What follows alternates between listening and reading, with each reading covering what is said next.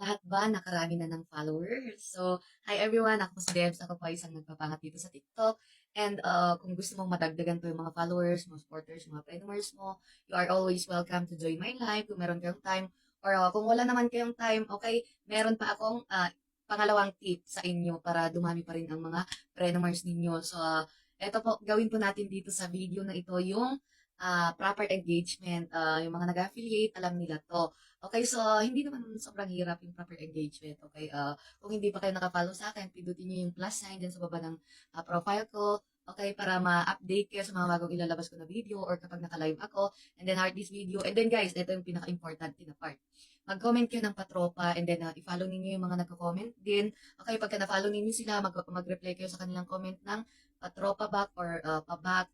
And then add to favorites. Pindutin ninyo yung share guys and then i-repost ninyo or i-share ninyo sa platform para mas marami pa tayong ibang mga renomers na makakakita dito sa videos natin. So, yun lang, ganun lang kadali. And kung meron kayong free time, sumali kayo sa aking live. Kasi sabi ko nga, mas mabilis makarami doon ng ating mga renomers. So, yun lang. See you in my live. Good day po sa ating lahat.